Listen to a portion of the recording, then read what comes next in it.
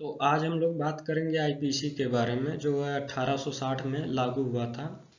First law commission के तहत इसका गठन किया गया था और 1860 में इसको लागू किया गया। लॉर्ड मैकाले जो हैं इसके निर्माता हैं, ये तो सभी लोग जानते होंगे। और 1860 में इसको जो है लागू किया गया था। इसमें टोटल जो है 23 चैप्टर हैं और 511 इसमें धारा है। तो हम लोग बात करेंगे जो है पहले चैप्टर के बारे में, जिसमें सेक्शन 1 से लेकर 5 तक आते हैं। तो इसको हम लोग इस वीडियो में कवर करेंगे और इसी तरीके से हम वीडियो लाएंगे जिसमें 4 सेक्शन 5 सेक्शन ऐसे ही कवर करेंगे धीरे धीरे, क्योंकि आईपीसी जो है बहुत बड़ा है। तो आइए देखते हैं क्या है। तो इसमें हम लोग बात करेंगे टाइटल और एक्सटेंट के बारे में। जो धारा 1 में टाइटल और एक्सटेंट के बारे में दिया गया। तो टाइटल तो इसका भारतीय दंड संहिता के नाम से यह कहलाएगा, जो कि 1860 में लागू हुआ था। तो भारतीय दंड संहिता 1860 के नाम से जाना जाएगा। इसका विस्तार जो है संपूर्ण भारत पे है। 2019 के पहले इसका विस्तार जो संपूर्ण भारत पे नहीं था, लेकिन 2019 का जो है रिकॉग्नाइजेशन जो किया गया था जम्मू कश्मीर का, उसके बाद से इसको संपूर्ण भारत पर लागू कर दिया गया है। संपूर्ण भारत पर लागू कर दिया गया है। और इसके पहले जम्मू कश्मीर का अपना एक अलग पीनल था, जिसे आईपीसी है, वैसे वहाँ का अपना पीनल था जिसको हम लोग बोलते थे आरपीसी, यानी रणवीर पीनल कोड। लगभग आईपीसी के ही सिमिलर था, लेकिन यह है कि उसमें कुछ प्रावधान जो है भिन्न कर दिए गए थे। आईपीसी से कुछ अलग कर दिया गया था ताकि इसे मैच ना करे। अब इसमें इसके पहले जो है, जब यह संपूर्ण भारत पर लागू नहीं था, तो इसमें एक याचिका दाखिल किया गया था। ये कहा गया उस याचिका में कि भाई जो जम्मू कश्मीर में आखिर क्यों नहीं लागू है, क्या उसको आप इंडिया का हिस्सा नहीं मानते हैं? क्यों कहते हैं कि भाई जो है जम्मू कश्मीर पे लागू नहीं होगा, बाकी पूरे देश में लागू होगा, यानी उसको आप लोग हिस्सा नहीं मानते हैं इंडिया का? तो सुप्रीम कोर्ट ने यह याचिका खारिज कर दिया और सुप्रीम कोर्ट ने कहा कि भाई हम तो कहते हैं कि ये जम्मू कश्मीर के सिवाय संपूर्ण भारत पर लागू होगा। अब ये तो नहीं ना कहा जाता कि पाकिस्तान के सिवाय, बांग्लादेश के सिवाय संपूर्ण भारत पर लागू होगा। तो ये सब निरर्थक बातें हैं भाई। उसमें कहा गया है कि जम्मू कश्मीर जो है वो भारत का एक अभिन्न हिस्सा है। तो हमने सोचा ये आपको बताने लायक टॉपिक था, तो इसको हमने आपको इसी में कवर कर दिया है। हालांकि अब तो संपूर्ण भारत पर लागू है, इसमें कोई डाउट नहीं है। अब हम लोग नेक्स्ट सेक्शन की बात करेंगे, जिसमें कहा गया है धारा 2 में, भारत के भीतर किए गए अपराधों का दंड। यदि कोई व्यक्ति है, कोई ऐसा कार्य करता है जिसके लिए उस मतलब अगर वो कोई ऐसा कार्य करता है जिस कार्य के लिए इस संहिता में जो है, इस संहिता के जो बंद दिए गए हैं उसके प्रतिकूल है। अगर हम कोई ऐसा कार्य कर रहे हैं या फिर कोई ऐसा कार्य कर रहा है कोई व्यक्ति जो इस संहिता के उपबंधों के प्रतिकूल है, तो वो भारत के भीतर दोषी है। अगर वो भारत के भीतर दोषी है तो इसी संहिता के अंतर्गत अधीन होगा। अगर कोई व्यक्ति जो है कोई ऐसा कार्य करता है जिस कार्य के लिए इस संहिता के उपबंध जो दिए गए हैं उसमें प्रतिकूल है और वो भारत में दोषी है अगर वो व्यक्ति, तो इसी संहिता के अंतर्गत जो है वो अधीन होगा। अब हम लोग नेक्स्ट सेक्शन की बात करेंगे, तो आइए देखते हैं उसमें।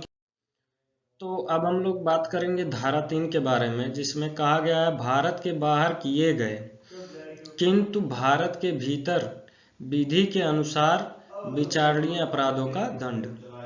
तो जैसे कि इसमें ये कहा जा रहा है, अगर कोई व्यक्ति है, कोई अपराध जो है उसने कमिट कर दिया इंडिया के बाहर, और उसने जो अपराध कमिट किया है इंडिया के बाहर, अगर वो भारतीय विधि के अनुसार जो है प्रतिबंधित है, वो अपराध जो है प्रतिबंधित है, उसके उस अपराध के खिलाफ यदि कोई सजा का प्रावधान है इंडिया में और वो भारतीय विधि के अनुसार अगर विचारणीय होगा, तो यह बरता जाएगा कि उसने वो अपराध भारत में किया है। ये नहीं कहा जाएगा कि भाई उसने उस देश में किया है तो इसका मतलब ये नहीं कि इंडिया में उसको सजा दिया जाएगा। अगर वो विचारणीय है इंडिया में तो उसको जो है सजा दिया जाएगा। अच्छा एग्जाम्पल आपको इसका हम देते हैं। अगर कोई व्यक्ति अमेरिका में है, जैसे गैम्बलिंग करना जो है ये बहुत से कंट्री में जो है इसके खिलाफ कानून नहीं बना हुआ है, इसको अपराध नहीं माना जाता है। लेकिन इंडिया में अगर अपराध है और कोई व्यक्ति बाहर कहीं गैम्बलिंग कर रहा है, अगर वो वहाँ पे पकड़ा जाता है या फिर उसका वीडियो बना के जो है लीक कर दिया जाता है। अब इंडिया में वायरल हो गया वीडियो, अब वो इंडिया में आया तो बोल रहा है कि भाई हमने इंडिया में तो गैम्बलिंग किया नहीं है जो आप हमको दंड देंगे, तो वो ये सब कह के नहीं बचेगा। भाई इंडिया में अगर उसके खिलाफ दंड है तो उसको दंड दिया जाएगा, और जहाँ कहीं पकड़ा जाएगा वहीं उसके खिलाफ मुकदमा भी दर्ज होगा और उसके खिलाफ जो है अपराध दर्ज हो जाएगा और उसको भारतीय विधि के अनुसार जो है दंड मिलेगा। तो ये सेक्शन 3 बात कर रहा है कि अगर कोई व्यक्ति जो है भारत से बाहर कोई अपराध कर दिया है और भारतीय विधि के अनुसार विचारणीय है उस अपराध के लिए, तो उसको जो है दंड दिया जाएगा। अब हम लोग बात करेंगे धारा 4 के बारे में, जो राज्य क्षेत्रातीत अपराधों पर संहिता का विस्तार के बारे में बताएगा। तो कहाँ तक जो है आईपीसी का प्रभाव रहेगा, सेक्शन 4 जो है एकदम साफ बता दे रहा है इसमें। तो इसमें देखिए, इस संहिता का प्रभाव होगा यदि कोई भारत से बाहर किसी स्थान में भारत के किसी नागरिक द्वारा कोई अपराध किया गया। यही सेक्शन 3 जो है यहाँ पे ये जो है बता रहा है, सेक्शन 4 में जो है इसका सब सेक्शन 1 बता रहा है कि अगर भारत से बाहर किसी स्थान में भारत के किसी नागरिक द्वारा कोई अपराध किया जाएगा तो वह जो है उसके ऊपर जो है एप्लीकेबल होगा आईपीसी।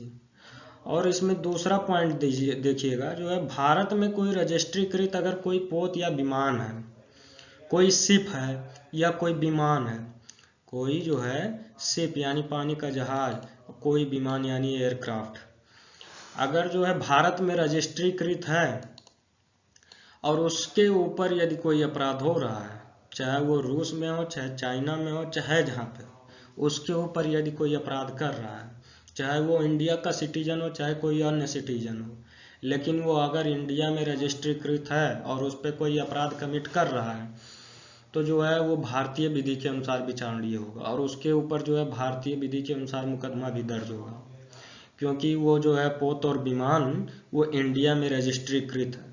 तो उस पर यदि कोई होगा अपराध तो वो भारत में सुनवाई उसकी होगी। तो ये सेक्शन 4 जो है ये बता रहा है आईपीसी का जो एप्लीकेबिलिटी कहाँ कहाँ तक है। तो अब हम लोग बात करेंगे सेक्शन 5 के बारे में। तो सेक्शन 5 जो है कुछ विधि पर जो है आईपीसी का प्रभाव नहीं होता है। तो सेक्शन 5 ये बताता है किसके किसके ऊपर जो है आईपीसी का प्रभाव नहीं रहेगा। तो इसमें देखिए बता रहा है भारत सरकार की सेवा के ऑफिसरों, यदि कोई भारत सरकार के सेवा के ऑफिसर हैं या सैनिक हैं या नौसैनिक हैं या वायु सैनिक हैं, इनके द्वारा यदि कोई विद्रोह किया जाता है तो इनके विद्रोह या अभित्यजन कार्य के लिए इनको दंड करने के लिए एक अलग सा जो है नियम बनाया जाता है, कोई उपबंध बनाया जाता है। जैसे आप लोग सुने होंगे कोर्ट मार्शल वगैरह। तो जो उपबंध बनाए जाते हैं इनके लिए स्पेशल उपबंध, उस पर जो आईपीसी प्रभाव नहीं डालेगा। तो ये लोग स्पेशल लोग हैं तो इन पे जो आईपीसी प्रभाव नहीं डालेगा।